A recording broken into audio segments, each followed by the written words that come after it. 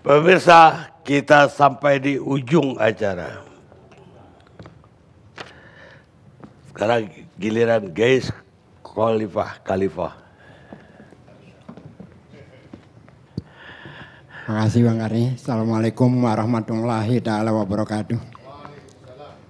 Moga-moga belum pada ngantuk nih. Bang Karni, saya mau memulai dari perspektif sebagai tidak mewakili publik, tapi saya sebagai publik pribadi ingin berbicara tentang kondisi yang terjadi.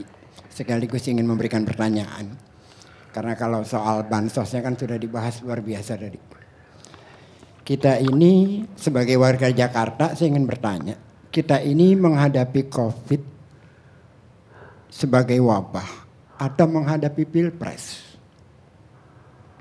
Karena saya membaca dari awal COVID ini, bahkan dari sebelum COVID, yang terjadi adalah pemerintah pusat, dan baru pertama kali selama saya lahir di Republik ini, ada pemerintah pusat menjadi oposisi terhadap Pemprov DKI. Itu yang kita rasakan selama ini. Jadi apapun masalah di pemerintah pusat, maka pengalihannya kepada Pemprov DKI. Ini nggak sehat bernegara. Yang kita hadapi wabah. Yang kita perlukan adalah sinergi bersama. Bukan cari panggung lalu menyalahkan seorang gubernur terus menerus. Dan seringkali setelah disalahkan diberikan jawaban.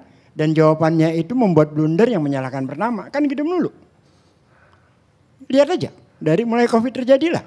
Pada saat pertama kali Pak Anies mengumumkan. Sampai ke kemarin. Jadi sebagai warga gitu ya. Saya tiap hari ini berhadapan. Saya bukan lagi menjadi aktivis sosial sekarang Pak Karni. Saya menjadi pemalak. Pemalaknya gini. Setiap teman-teman saya yang pengusaha itu ganti berganti aja. Di kelurahan ini kurang sekian, tolong bantu saya di sini. Di kelurahan ini tolong sekian. Dan akhirnya di sebuah grup WA itu saya dijuluki, lo kayak pemalak guys ya. Tiap hari nggak berhenti. Udahlah, sekarang waktunya tidak mengeluarkan zakat 2,5%. Sekarang waktunya kita mengeluarkan zakat itu 25%, kalau perlu 50%. Karena kondisi kita sedemikian rupa. Jangan lagi berhitung-hitung dalam keadaan kayak gini. Toh pada saat kita meninggal juga nggak ada yang kita bawa apa-apa kok. Jadi situasinya memang sangat berbahaya buat masyarakat. Dan itu yang kita lakukan itu di bawah. Baik itu ACT, baik itu Mercy, baik itu Food Bank of Indonesia, macam-macam. Semua bergerak, semua bekerja. Tapi di atas jadi panggung gak normal. Kok tiba-tiba saya menjadi kangen terhadap presiden yang kita sama-sama lawan bersama dengan Pak Ali Muchtar Ngabalin zaman dulu. Soeharto itu, Murdiono itu kalau bicara hati-hati. Kalem sampai kita itu bosen dengarnya. Tapi semua menteri sama suaranya. Gak beda.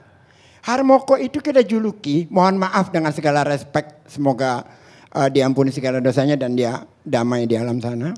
Enggak, Harmoko masih hidup. Enggak, Pak Murdiono. Juga dengan Pak Harmoko waktu itu kita menyatakannya adalah hari-hari omong kosong. Pak Harmoko itu. Dengan segala respek Pak Harmoko. Tapi dia katakan harga bawang 500 per kilogram di TV. Kita temui di pasar 500. Enggak berubah.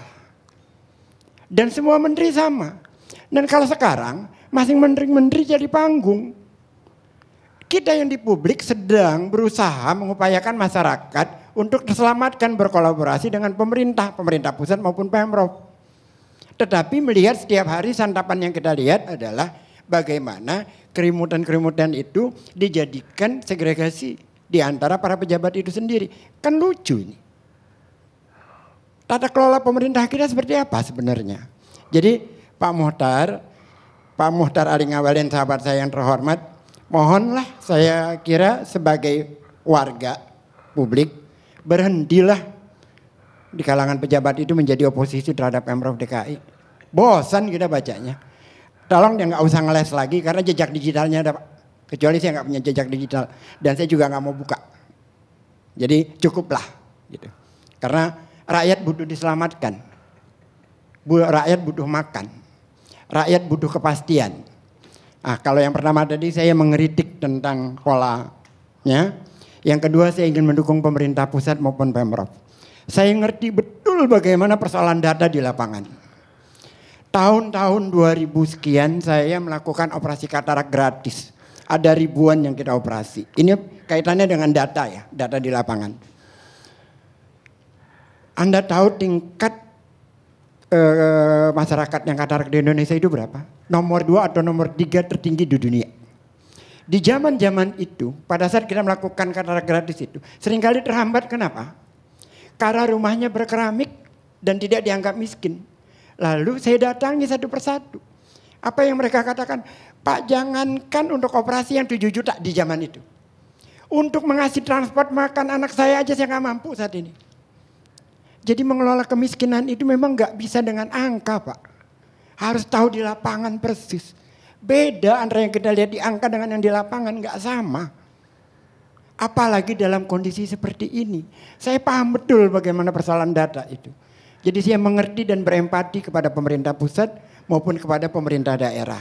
Bahwa ada salah sasaran, ada yang berhak dapat. Menurut saya lebih baik salah sasaran tapi semuanya dapat daripada ada yang tidak dapat. Menurut saya itu. Sekian saya kira karena sudah malam sekali. Terima kasih. Assalamualaikum warahmatullahi wabarakatuh. Waalaikumsalam.